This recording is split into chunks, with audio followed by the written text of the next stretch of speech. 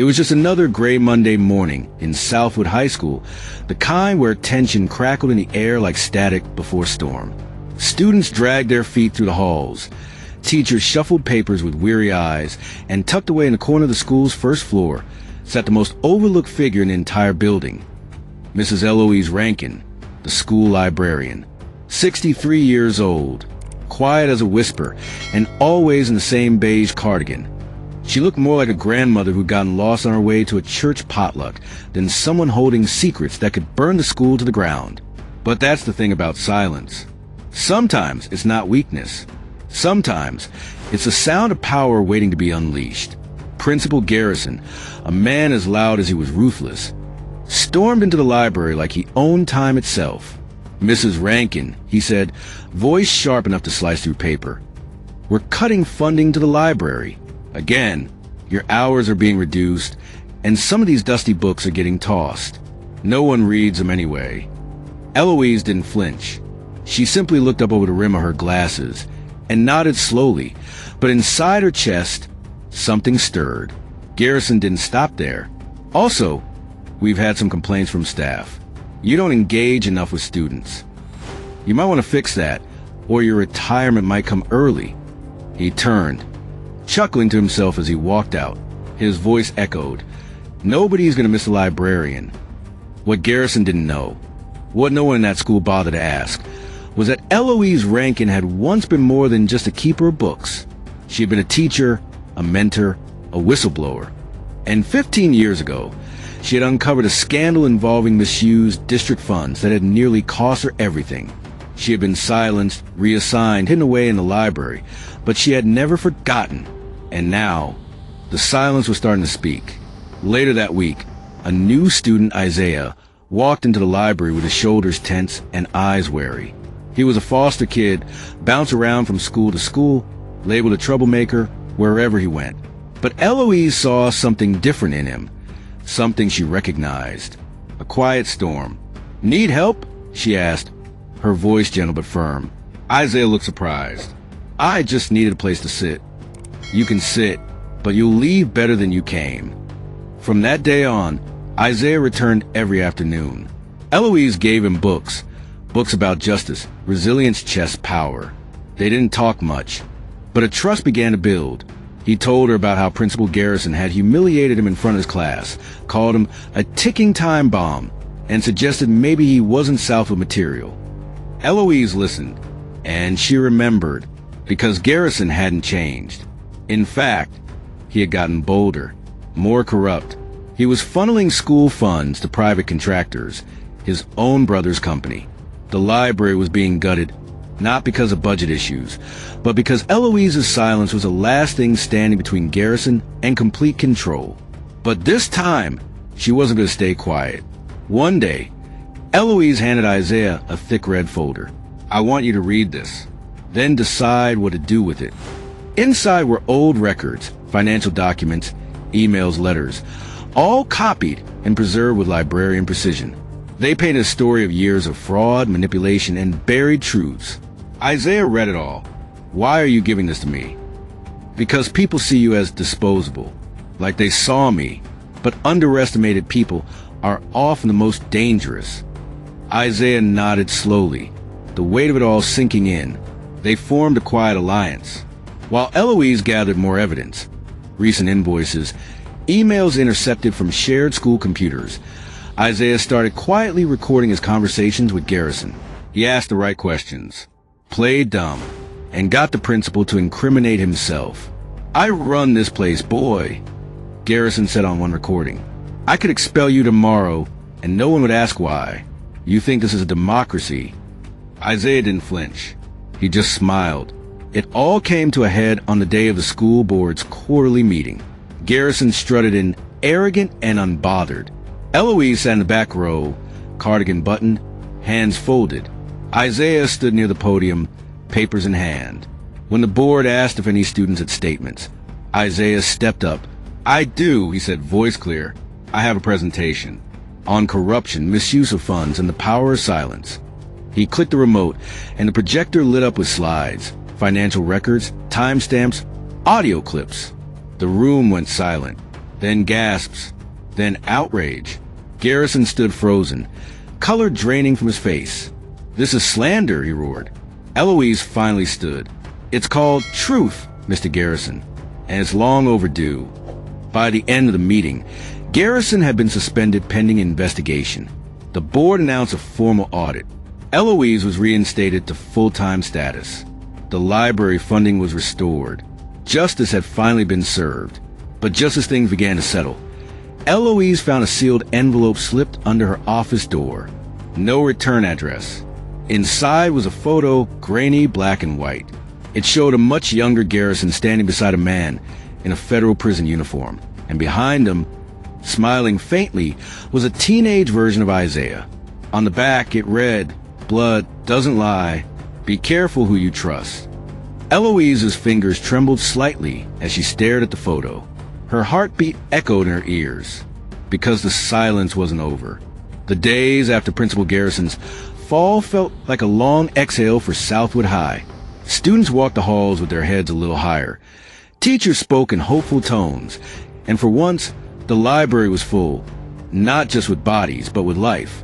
Mrs. Eloise Rankin sat at her desk, cataloging new donations, eyes tired but heart steady. She had fought her fight, but peace, she knew, rarely came without a price. That photo, that one photo, had unraveled everything she thought she knew. Isaiah, her quiet student, her ally, was standing in the background of a prison photo next to Garrison.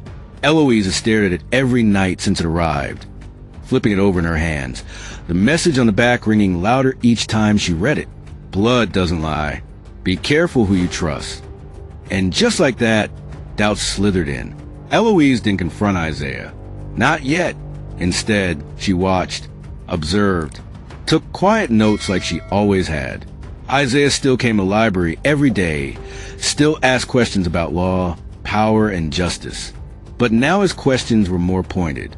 What happens if a whistleblower lies? Can someone disappear without a trace if they cross the wrong people? Can records be erased? The questions were wrapped in curiosity, but Eloise had learned to hear between the lines. And then one day, Isaiah came in with a different energy. Restless, distracted, he paced the aisles like a storm was chasing him. "You okay?" Eloise finally asked. Isaiah looked at her, and for the first time, she saw something behind his eyes. Fear. Not teenage fear. The kind of fear born from knowing too much. "I need to tell you something," he said, voice barely above a whisper. "But I don't know if I should." Eloise closed the library doors, pulled down the blinds. "Tell me." Isaiah sat across from her, fidgeting with the zipper on his hoodie. "The photo you got? I think it was a warning. Not from Garrison. From someone worse." Isaiah hesitated. His brother, Wesley Garrison, the one who runs a construction company. He's not just skimming money. He's laundering it for people you don't cross. "And you're involved?" Isaiah looked away. "My uncle, he used to work for Wesley, disappeared last year. Nobody investigated it, not even the police. I started digging around his old stuff, found blueprints, contracts, cash drop schedules." Eloise felt her heart begin to pound. This wasn't just about school funds anymore. This was bigger, dirtier, deadlier. Isaiah leaned closer. "I brought Garrison down thinking it would stop things, but it just shook the hornet's nest. They think I know too much. And they know about you now, too." Eloise went cold. That envelope, it hadn't been a threat. It had been a promise. "We need to take this higher," she said, standing. "Not the school board, the FBI." Isaiah shook his head. "They're watching me. If I go to the feds, I vanish. Just like my uncle. You're the only one they're not looking at yet." That night, Eloise made the hardest decision she made since the day she exposed the district 15 years ago. She went back into her archives, records no one else knew existed. She pulled every contract Southwood had signed with Wesley's firm, cross-checked them with Isaiah's findings. What she found was enough to take down an empire, but she wasn't just going to hand it over. Not yet. Instead, Eloise did something no one expected. She invited Wesley Garrison to the school, said she was curating a donor appreciation event, said she wanted to talk about rebuilding the library. Wesley showed up in a tailored suit, sunglasses indoors, and a grin that didn't quite reach his eyes. Didn't expect to hear from you, Ms. Rankin. Thought you were part of the furniture.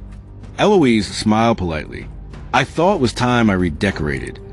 She led him into a back room, where the lights flickered and a single file folder sat on the table.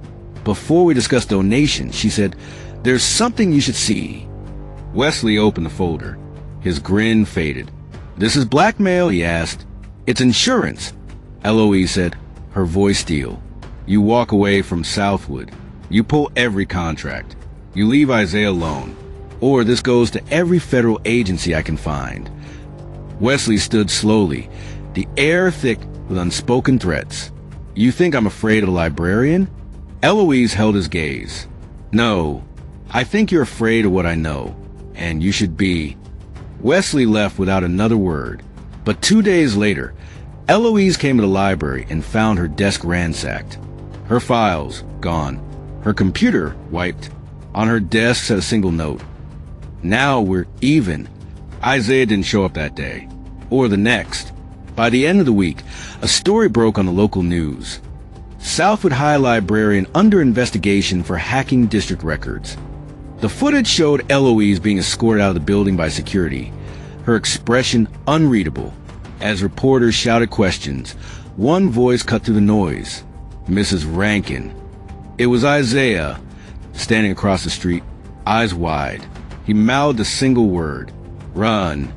The cuffs clicked cold around Eloise Rankin's wrists, tighter than they needed to be. The school steps blurred beneath her feet as security officers led her down through a gauntlet of flashing cameras. Gasping teachers and students frozen in confusion. Southwood High librarian under investigation for cybercrimes. The news anchor's voice echoed from a van nearby. Lies. All of it. But the lie was moving faster than the truth could catch up. Her cardigan flapped in the spring wind, and the file folders she guarded so carefully were now evidence. Twisted, doctored, erased. She had been outmaneuvered, but not silenced. Mrs. Rankin. She turned. Isaiah stood across the street, barely keeping together, his eyes wild and full of fire. The second their eyes met, he mouthed one word. Run. Eloise's body moved before her mind could catch up. She slammed her shoulder into the guard beside her, harder than anyone expected from a 63-year-old woman. He stumbled, cursed. The other reached for her arm, but she ducked low, slipping free like water. Gas erupted. Cameras turned. She darted toward the alley beside the gym, Isaiah already sprinting to intercept. "Back in trance," he shouted. They cut through the alley, into the back lot, then through the old maintenance tunnel no one had used since the flood 10 years ago. Muck and mildew pressed in from every wall. Eloise panted, knees burning, heart thudding like a war drum. "I'm sorry," Isaiah whispered as they moved, flashlight bouncing. "I should have seen this coming." "You warned me," she said between breaths. "That's more than anyone else has ever done." They emerged behind a baseball field, hidden from the news vans. Isaiah led her to a rusted-out pickup tucked behind the janitor's shed. "Get in," he said. "I know a place." As they sped out of the school zone, Eloise looked back once, just once, and felt the weight of 100 unread truths pressing against her chest. They drove for nearly 2 hours, past cracked streets, boarded-up gas stations, and dry fields until they reached an old farmhouse Isaiah's uncle once owned. It looked abandoned, but the lock still worked, and the basement was dry. There, in the flickering light of a single bulb, Isaiah pulled out a backpack. "They erased everything you had. I know, but I didn't trust the cloud either. So, I made my own backup." He unzipped the bag and pulled out a small, beat-up hard drive. Eloise stared at it. "Is it all there?" "More. Surveillance footage. Blueprints. Even voice memos from my uncle. He was building a case before they disappeared him. Garrison was just the tip. Wesley's tied to judges, cops, and someone in the FBI." Eloise sat down slowly, a sick heaviness sinking into her gut. "No wonder they framed me. They needed a fall person." Isaiah nodded. "They'll bury us if we don't move first." But before they could say another word, the basement light flickered and then went dark. A hum, a buzz, a whine of a signal being jammed. Eloise grabbed Isaiah's arm. Someone's here. Footsteps above. Not just one set. Several. Isaiah stuffed a hard drive into Eloise's bag. Eyes wild. There's a crawl space behind the furnace. They barely had time to slip inside before the basement door creaked open. Boots thudded on the wooden stairs. A man's voice. Cold. Find them. Wesley wants a drive. And the woman. Another voice laughed. She's just a librarian. But that's the thing about librarians. They remember everything. Crouched in darkness, Eloise listened to them tear the place apart. Isaiah's breathing was shallow beside her. The hard drive pressed tight against her chest like a beating heart. Then her phone buzzed once. A single message flashed on the screen before it vanished. They're not just after you. They're after who you used to be. Eloise's hands trembled, because once a long time ago, she hadn't just exposed a district. She had been an informant, a federal informant, and the man she exposed had disappeared without a trace. But not without allies. The silence wasn't just coming for her past. It was her past. The crawl space pressing tight around Eloise, Rankin, and Isaiah, dust and old insulation clinging to their breath. Above them, the intruders tore the basement apart. Floorboards creaked under heavy boots. Boxes shattered. I saw her in the courthouse records. One man said she was on a list. Protected witnesses. That's why Wesley wants her quiet.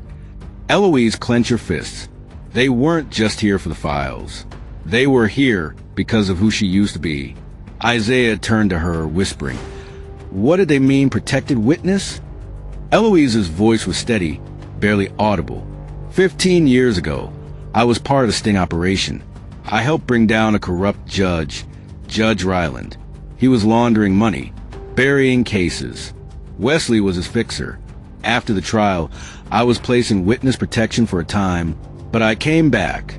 I thought they'd all scattered. I was wrong. Isaiah's eyes widened. You brought down Wesley's mentor.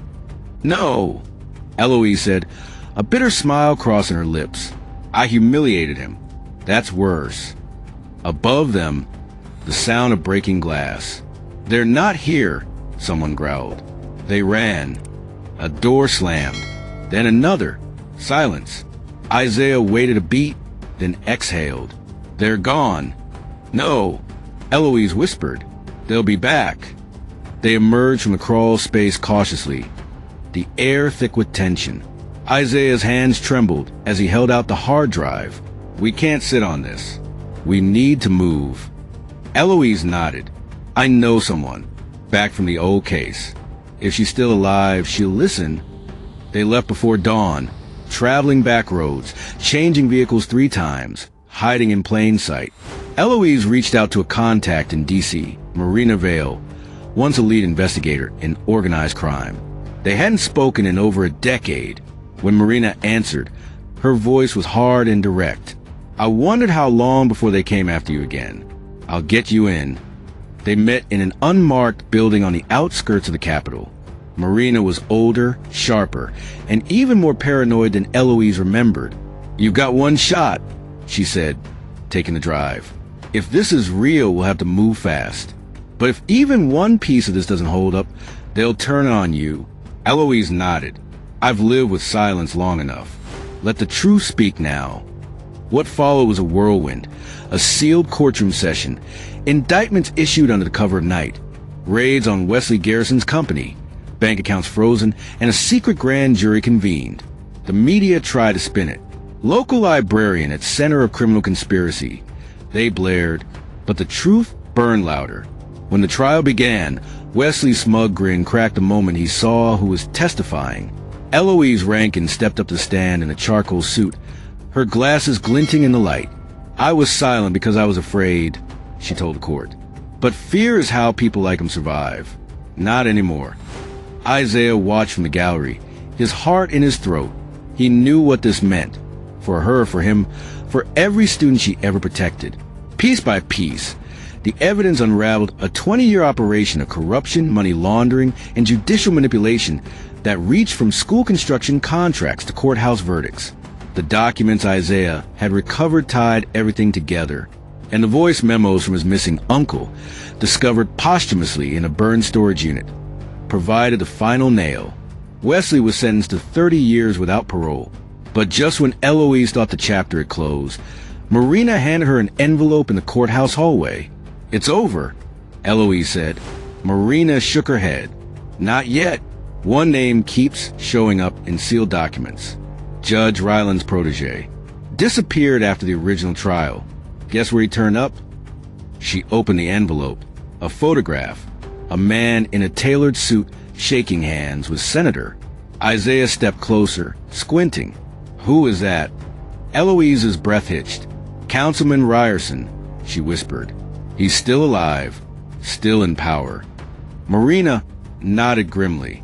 "You expose the empire, but the king is still sitting on the throne." Eloise's fingers curled around the photo.